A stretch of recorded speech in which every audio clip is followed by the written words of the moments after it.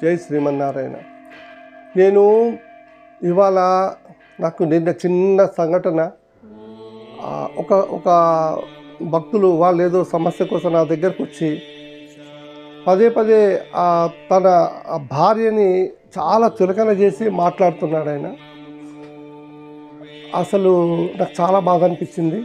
2-3 ముక్కలు చెప్దామనుకుంటున్నాను ఆడవాళ్ళ కోసము. నిజమైన ఆడది తను భర్తకు దాసిగా ఉండి భర్తని రాజును చేసి బయట వాళ్ళకి ఆ రాజు భార్యగా బ్రతుకుతుంది. అర్థమైంది కదా? ఆడవాళ్ళు పుట్టింట్లో తన తండ్రికి మంత్రిగా ఉండి ప్రతి విషయంలో సలహాలు చెప్పి గొప్పగా నేర్చుకొని తన కుటుంబం తన భర్త దగ్గరకు వచ్చిన తర్వాత కూడా అదే మంత్రిత్వాన్ని మెయింటైన్ చేస్తూ తన కుటుంబాన్ని ఎలా సరిదిద్దుకోవాలి, తన భర్తని ఎలా సరిదిద్దుకోవాలి అని భర్తకు మంత్రిగా చేస్తుంది. అలా మంత్రిగా చేసే ఆ భార్య చెప్పే మాట వింటే అసలు ఆ కుటుంబం ఎంత విరాజిల్లుతుందో సుఖ సంతోషాలతోని. ఏదో చెదురుమదురుగా ఒక చిన్న సంఘటన జరిగితే ఆ టీవీ వాళ్ళు ఊగే దాన్ని పదే పదే పదే పదే చూపించి ప్రపంచంలో ఉన్న ఆడవాళ్ళందరూ కూడా ఆ విధంగానే అని అన్నట్టుగా క్రియేట్ చేస్తూ ఉంటారు. కానీ ఒకటి గుర్తుపెట్టుకోండి, ఆడవాళ్ళు ఎప్పుడూ ఇంట్లో నవ్వుతూ సరదాగా తిరుగుతూ ఉంటే, అది అమ్మ కానివ్వండి, చెల్లె కానివ్వండి, అక్క కానివ్వండి, ఇంకెవరన్నా కానివ్వండి. ఇంకో విషయం తెలుసా, చాలామంది ఇళ్లల్లో ఇప్పటికీ కూడా సాంప్రదాయబద్ధంగా కాళ్ళకి పట్టీలు వేసుకొని తిరుగుతూ ఉంటారు. కూడా ఈ మధ్యకాలంలో ఒక పనికిమాలినోడు ఆడవాళ్ళు పూలు పెట్టుకుంటే వ్యభిచారాలు పెట్టుకుంటారు అన్నాడు. కానీ సరే, వాడి కోసం నేను మాట్లాడాల్సిన అవసరం లేదు. కొంచెంమంది మూర్ఖులు ఉంటారు. ఆడవాళ్ళు ఇలా నువ్వు ఏదన్నా పని చేసుకుంటూ ఉంటే వాళ్ళు పెట్టుకున్న గజ్జల శబ్దానికి నీ మైండ్ అలర్ట్ అవుతూ ఉంటుంది. నీ పక్క నుంచి నడుచుకుంటూ పోతూ ఉంటే గల్ గల్ గల్. అట్లాగే వాళ్ళు పెట్టుకున్న పూలు ఇట్లా నువ్వు వెళుతూ ఉంటే ఆ సువాసనకి నువ్వెంతో చక్కగా చాలా హ్యాపీగా అనిపిస్తుంది. ఇవి సాంప్రదాయబద్ధమైనవి. సరే, అవి వక్రీకరిస్తే మనమేం చేయలేం. కానీ ఆ ఇంట్లో ఆడవాళ్ళు ఆ విధంగా నడుస్తూ ఉండి బిడ్డ అయినా సరే, మనవరాలైనా సరే, భార్య అయినా సరే, అక్క చెల్లెళ్ళైనా సరే ఆ విధంగా ఇంట్లో గల్లు గల్లు మనం తిరుగుతూ ఉంటే అసలు మనం ఎంత గొప్పగా ఆ ఇల్లు ఉంటుందో తెలుసా?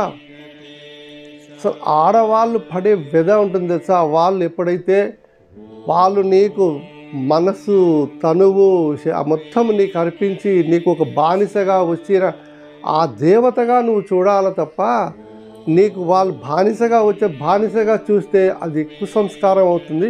ఆ ఇల్లు ఎప్పటికీ బాగుపడదు. ఆ ఇల్లాలు ఎప్పుడైతే ఇంట్లో కళ్ళెమ్మటి నీరు పెడుతుందో, కళ్ళ నీళ్ళు పెట్టిందో, అది మౌన రోదన. ఆ మౌన రోదనకి ఎంతో శాపం ఉంటుంది. ఏమీ చేయలేక, ఏమీ అనలేక తను అక్కడ మూల కూర్చొని కళ్ళెమ్మటి నీళ్ళు పెట్టుకుంటే అది పరమాత్ముడు మహా గర్హిస్తాడు. అది అమ్మవారు కూడా ఆ ఇంట్లో నిలబడదు, అమ్మవారు కూడా గర్హిస్తుంది. అదే చిన్నది కాదు, ఇంట్లో సుఖ సంతోషాలతో ఆడవాళ్ళు ఇలా తిరుగుతూ ఉంటే అసలు ఆ ఇంట్లో మహాలక్ష్మి తాండవిస్తుంది. ఏ కష్టాలున్నా, బాధలున్నా అసలు చాలా ఈజీగా దాటగలుగుతారు. మరి అంతటి ఆడవాళ్ళు, అంతటి గొప్ప వాళ్ళు మనం ఏదో చిన్న చిన్న త్యాగాలు చేసి మనం చాలా త్యాగపడమంటే, ఆడవాళ్ళు చేసిన త్యాగం చేయండి చూడండి. పుట్టింటిని వదిలేసి వస్తారు అత్తింటికి పుట్టింట్లో ఉన్నట్టుగా ఉండదు. వాళ్ళు అక్కడ అడ్జస్ట్ అయిపోతారు. అప్పుడు భర్త అక్కడేమో తండ్రి ఆధీనంలో ఉంటారు. తండ్రి పెట్టిన కండిషన్స్ పాటిస్తూ, ఇక్కడికి వచ్చి భర్త దగ్గరికి వస్తారు, భర్త పెట్టిన కండిషన్స్ పాటిస్తూ. వాడి విధవ కండిషన్స్ ఉంటాయి అన్నీ. కొంతమంది రాగానే వాళ్ళు భయపడాలి. వాళ్ళు భయపడకపోతే అసలు చాలా అది నా భార్య అసలు ఎంత కుసంస్కారం అండి. తర్వాత అమ్మాయికి ఆడవారికి వృద్ధాప్యం వచ్చిన తర్వాత కొడుకు ఆధీనంలో బతుకుతారు.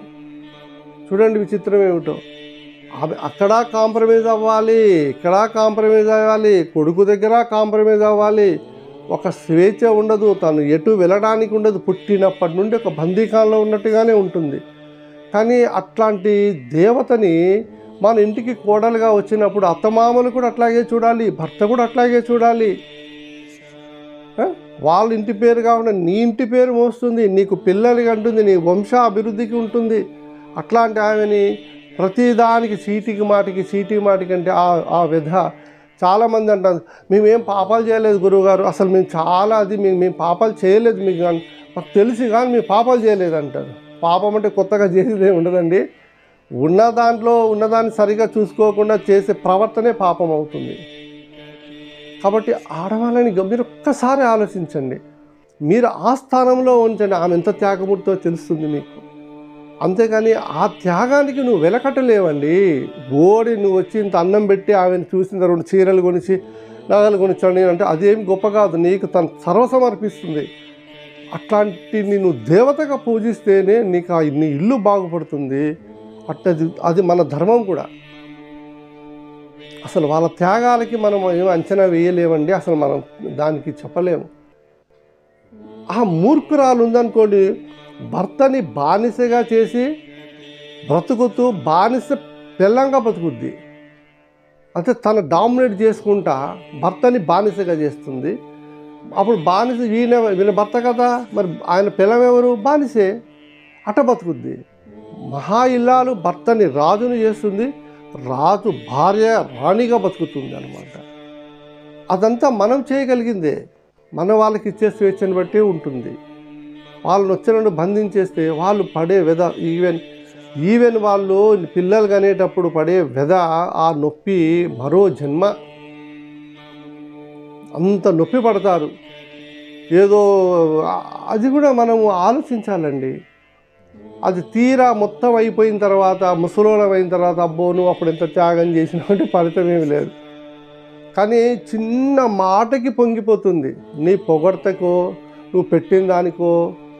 చాలామంది ఆడవాళ్ళు భర్తకి పెట్టి మిగిలింది తింటారు. అక్కడ కూడా ప్రేమ ఉంటుందండి. అసలు ఆమె ప్రేమని లెక్క చేయలేము, అసలు లెక్క కట్టలేము. నీకేమన్నా అయితే విలవిలవిల్లాడిపోతుంది. మరి అట్లాంటి ఆడవాళ్ళని మనం గౌరవిస్తే మన ఇల్లు ఎంత సుభిక్షంగా ఉంటుంది. సనాతన ధర్మం కూడా అలాగే చెప్పిందండి. సనాతన ధర్మం కూడా ఆడవాళ్ళ పట్ల అంత గౌరవంగా ఉంది. కాబట్టి ఆడవాళ్ళని గౌరవించండి. మాట్లాడే ముందు ఆలోచించండి. తను ఏమి ఎదురు చెప్పలేదు కదా నోటికొచ్చినట్టు మాట్లాడి బూతు మాటలు మాట్లాడేవాడు మహామూర్ఖుడు. వాడు ఎక్కడో నేను పాపాలు చేయలేదంటే కానీ ఇక్కడ ఈ పాపాలు మొదలవుతూ ఉంటాయి. అవి అనుభవించాలి. అంటే ఆలోచించండి, ఆడవారిని గౌరవించండి, ప్రేమించండి. మీరు ప్రేమిస్తే, ఇంత ప్రేమిస్తే అంత ప్రేమ అక్కడ నుండి వస్తుంది. జై శ్రీమన్నారాయణ.